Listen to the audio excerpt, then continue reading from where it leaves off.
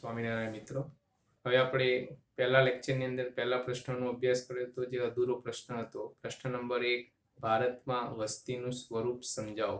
4 મુદ્દા આપણે ગઈકાલે સમજી ગયા હતા મિત્રો. હવે ત્યાર પછીનો 5મા પોઈન્ટથી આપણે આજે અભ્યાસ શરૂ કરીશું મિત્રો. 5મો પોઈન્ટ હતો શહેરી અને ગ્રામીણ વસ્તીનું પ્રમાણ. શહેરી અને ગ્રામીણ વસ્તીનું પ્રમાણ. આપણને ખ્યાલ છે મિત્રો કે ભારત દેશની અંદર કુલ વસ્તીમાંથી કેટલાક લોકો શહેરી વિસ્તારોમાં વસવાટ કરે છે, તો કેટલાક લોકો ગ્રામીણ વિસ્તારોમાં વસવાટ કરે છે. બરાબર છે, એ આપણને બધાને ખ્યાલ છે. પરંતુ જેમ જેમ દેશનો આર્થિક વિકાસ થતો જાય છે તેમ તેમ શહેરી વિસ્તારોની અંદર વસ્તીનું ટકાવારીનું પ્રમાણ વધતું જાય છે, જ્યારે ગ્રામીણ વિસ્તારોમાં વસ્તીનું ટકાવારીનું પ્રમાણ દિવસે ને દિવસે ઘટતું જાય છે. કેમ? તેના પાછળ ઘણા બધા કારણો જવાબદાર છે કે ગ્રામીણ વિસ્તારોમાં લોકોને રોજગારી મળતી નથી, ગ્રામીણ વિસ્તારોમાં લોકોને પૂરતું શિક્ષણ મળતું નથી, ગ્રામીણ વિસ્તારોની અંદર કેટલીક શૈક્ષણિક સાધનો, મનોરંજન માટેના સાધનો પૂરતા પ્રમાણમાં મળી શકતા નથી. આ બધી વસ્તુ મેળવવા માટે આજે ગ્રામીણ વિસ્તારના લોકો શહેરી વિસ્તારો તરફ સ્થળાંતર કરે છે. હવે આપણે જોઈએ કે ભારત દેશની અંદર કેટલા લોકો શહેરી વિસ્તારોમાં વસવાટ કરે છે. તો કે ભારત દેશ જ્યારે આઝાદ થયો ત્યારે આયોજનકાળના સમયગાળા દરમિયાન મીન્સ 1951 ના સમયગાળા દરમિયાન ગ્રામીણ વિસ્તારોની વાત કરીએ છીએ તો ગ્રામીણ વિસ્તારમાં 82.8% લોકો વસવાટ કરતા હતા. બરાબર? ક્યારે? 1951 જ્યારે આપણે 1951 ની વાત કરીએ છીએ શહેરી વિસ્તારની,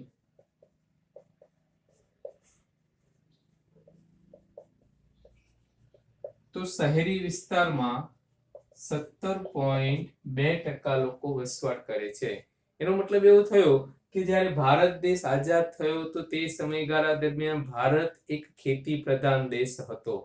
મોટા ભાગના લોકો ખેતી ઉપર નિર્ભર કરતા હતા, જેને પરિણામે તે સમયગાળા દરમિયાન ગ્રામીણ વિસ્તારોમાં વસ્તીનું પ્રમાણ વધુ હતું.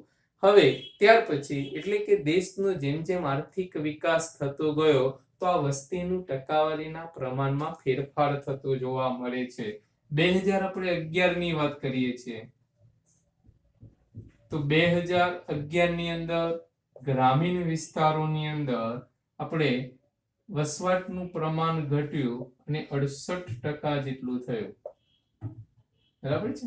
જો ગ્રામીણ વિસ્તારોમાં જોઈ શકીએ છીએ કે ગ્રામીણ વિસ્તારોમાં વસ્તીનું પ્રમાણ ઘટીને કેટલા ટકા થયું? 68% થયું. જ્યારે શહેરી વિસ્તારોની અંદર 2011 માં વસ્તીનું ટકાવારીનું પ્રમાણ વધ્યું અને 32% જેટલું જોવા મળે છે. બરાબર? એટલે આજે આપણે કહી શકીએ છીએ આજે ગ્રામીણ વિસ્તારના લોકો આજે શહેરી વિસ્તારો તરફ સ્થળાંતર કરે છે. તે માટે ઘણા બધા કારણો જવાબદાર હોય છે, જે મેં તમને જણાવ્યા એ પ્રમાણે. બરાબર? ક્લિયર? તો આ જોઈ શકીએ છીએ કે ગ્રામીણ વિસ્તારો કરતા શહેરી વિસ્તારોમાં વસ્તીનું પ્રમાણ દિવસે દિવસે વધતું જતું જોવા મળે છે. થઈ ગયો આ પહેલો પોઈન્ટ. ક્લિયર? ત્યાર પછી નંબર 6, સ્ત્રી અને પુરુષ વસ્તી.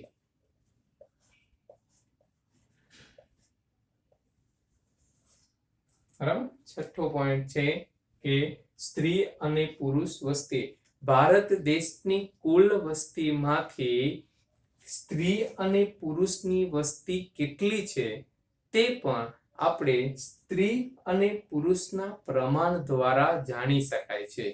ભારત દેશની કુલ વસ્તીમાંથી સ્ત્રી અને પુરુષની સંખ્યા કેટલી છે તે સ્ત્રી અને પુરુષના પ્રમાણને આધારે જાણી શકાય છે.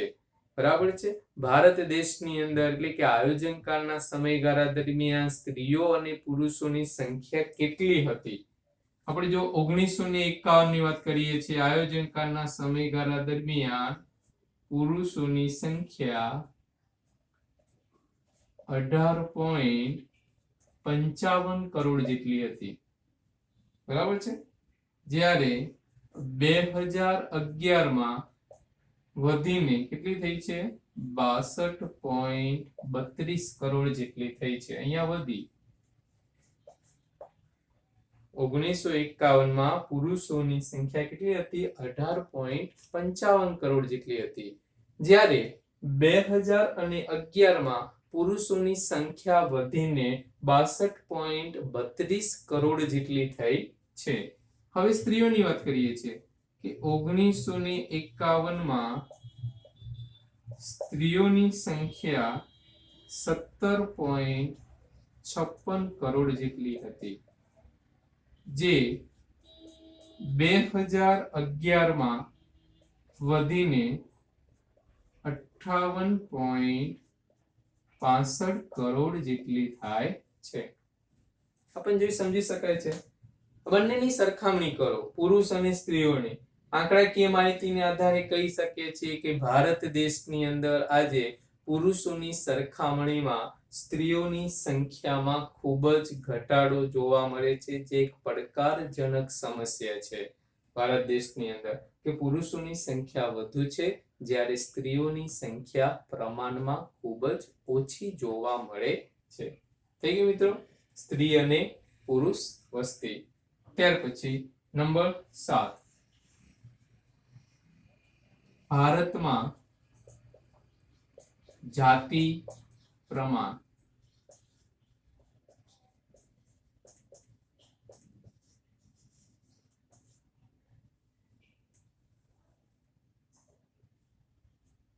બરાબર છે. હવે આપણે જોઈ સમજી શકાય કે ભારતમાં જાતિનું પ્રમાણ એટલે કે શું?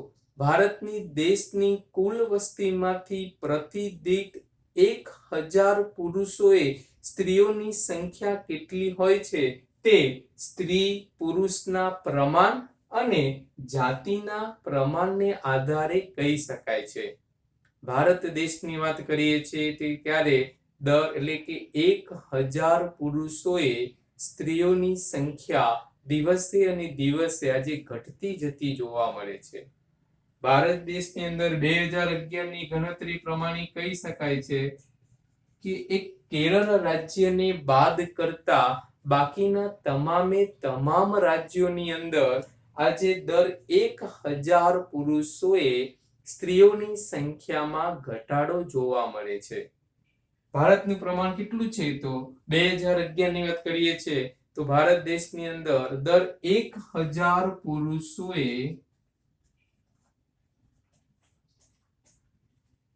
સ્ત્રીઓની સંખ્યા 940 જેટલી જોવા મળે છે. આ ખાસ યાદ રાખો, ભારત દેશની અંદર દર 1000 પુરુષોએ સ્ત્રીઓની સંખ્યા કેટલી જોવા મળે છે? તો કે 940 જોવા મળે છે. બરાબર છે. તો પુરુષોની સરખામણીમાં સ્ત્રીઓની સંખ્યા દિવસે અને દિવસે ઘટતી જતી જોવા મળે છે. તો ભારત દેશ માટે એ પણ શું છે? ચિંતાજનક સમસ્યા કહી શકાય છે. થઈ ગયું મિત્રો. ત્યાર પછી નંબર 8, 8મો છે વય જૂથ પ્રમાણે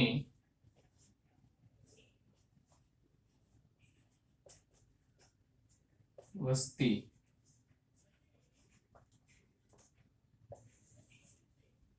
ભારત દેશનું વય પ્રમાણ નક્કી કરવામાં આવે છે. દરેકની વય એક સરખી હોતી નથી. દરેક વ્યક્તિને અલગ અલગ પ્રકારના વયમાં સમાવેશ કરવામાં આવે છે. તો વય જૂથ પ્રમાણની વસ્તી. બરાબર છે કે ભારત દેશની અંદર શ્રમ કાર્ય કરી શકે એટલે કે ઉત્પાદન કાર્ય કરી શકે. બરાબર, ભારત દેશની અંદર શ્રમ કાર્ય કરી શકે એટલે કે ઉત્પાદન કાર્ય કરી શકે તેવા વય જૂથનું પ્રમાણ કેટલું છે? તો કે 15 થી 64 વર્ષના વય જૂથનો સમાવેશ કરવામાં આવે છે. આ ખાસ યાદ રાખો, ઓબ્જેક્ટિવમાં પૂછાય. કે વય જૂથ એટલે કે ઉત્પાદન કાર્યમાં જોડાઈ શકે છે કેવા લોકો 15 થી 64 વર્ષની ઉંમરના લોકો છે કે જે ઉત્પાદન કાર્યમાં જોડાઈ શકે છે. ત્યાર પછી આપણે વય જૂથનું પ્રમાણ નક્કી કર્યું છે બીજું અલગ અલગ છે કે 0 થી 14 વર્ષના વય જૂથ 0 થી 14 વર્ષનું વય જૂથમાં આપણે કહી શકાય છે કે 32.78% હતા. બરાબર 1951 માં 0 થી 14 વર્ષના વય જૂથનું પ્રમાણ કેટલું હતું 32.78% હતું જે ઘટીને 29.21% જેટલું થયું છે. બરાબર છે આ 0 થી 14 વર્ષની વાત કરી છે. ત્યાર પછી આપણે કહી શકાય છે કે 15 થી 64 વર્ષની વય જૂથમાં શું પ્રમાણ જોવા મળે છે બરાબર છે 15 થી 64 વર્ષમાં તો એનું પ્રમાણ હતું 62.44% થી વધીને 65.03%. 15 થી 64 વર્ષની વય જૂથમાં 62.44% થી વધી 65.03% લોકોનો સમાવેશ થયો હતો. ત્યાર પછી છેલ્લો પોઈન્ટ હતો કે 65 વર્ષથી વધુ વય જૂથનું પ્રમાણ કેટલું હતું કે 4.78 થી વધી 5.49% જેટલું જોવા મળતું હતું. બરાબર છે આ થયું વય જૂથ પ્રમાણે. ખૂબ જ મુદ્દો અકોડ જેવો છે કેમ કે આ બધી સાલ તમારે આંકડાકીય માહિતી યાદ રાખવી પડે છે. ખાસ યાદ રાખવાનું કે 0 થી 14 વર્ષનું 15 થી 64 અને 65 વર્ષ આ ત્રણ વય જૂથ પ્રમાણે નક્કી થયેલું છે. થઈ ગયું મિત્રો. ત્યાર પછી પોઈન્ટ નંબર 9 વસ્તીની ગીચતા.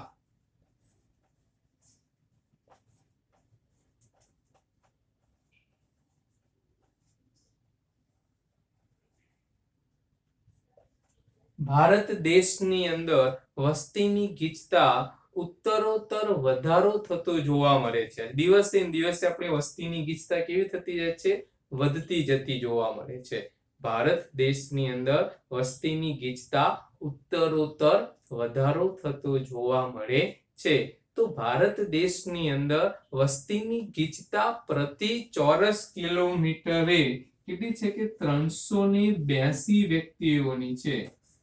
આ ખાસ યાદ રાખો વસ્તીની ગીચતા કેટલી છે પ્રતિ ચોરસ કિલોમીટરે ભારતની કેટલી છે 382 વ્યક્તિઓની છે. તો કે ભારત દેશની અંદર સૌથી વધુ ગીચતા ક્યાં જોવા મળે છે તો કે દિલ્હી. સૌથી વધુ ગીચતા ક્યાં જોવા મળે છે દિલ્હી. અને સૌથી ઓછી વસ્તી ગીચતા અરુણાચલ પ્રદેશ. આ સૌથી ઓછી. આ બે શબ્દો ખાસ કરીને યાદ રાખવાના કે વસ્તીની ગીચતા સૌથી વધુ ક્યાં છે તો કે દિલ્હીમાં છે અને સૌથી ઓછી વસ્તી ગીચતા ક્યાં જોવા મળે છે અરુણાચલ પ્રદેશમાં જોવા મળે છે. ખાસ યાદ રાખવાનું ઓબ્જેક્ટિવ તરીકે આપણા પરીક્ષામાં પૂછી શકાય મિત્રો. બરાબર છે. અને વસ્તીની ગીચતા પણ પૂછાય કેટલી છે પ્રતિ ચોરસ કિલોમીટરે 382 છે. ઓકે લાસ્ટ પોઈન્ટ 10મો પોઈન્ટ છે અન્ય બાબતો. ભારત દેશની અંદર કહી શકાય છે અન્ય બાબતોની અંદર કે લોકોનું સરેરાશ આયુષ્ય કેટલા વર્ષનું હતું.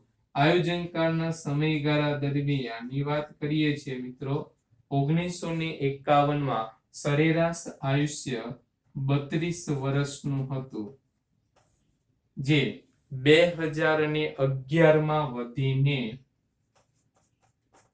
68 વર્ષનું થયું છે. એટલે સરેરાશ આયુષ્ય આપણું વધતું જતું જાય છે એમ કહી શકાય છે. બીજી બાબત કહીએ છે કે સાક્ષરતા. ભારત દેશના લોકોનું સાક્ષરતાનું પ્રમાણ 69% જેટલું જોવા મળે છે. સાક્ષરતાનું પ્રમાણ કેટલું જોવા મળે છે 69%. જેમાંથી સૌથી વધુ સાક્ષરતાનું પ્રમાણ ક્યાં છે તો કેરળ. સૌથી વધુ કયા રાજ્યમાં સાક્ષરતાનું પ્રમાણ?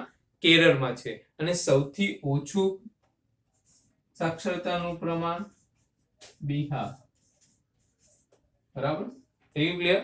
આ ખાસ આ પણ ઓબ્જેક્ટિવ તરીકે પૂછાય.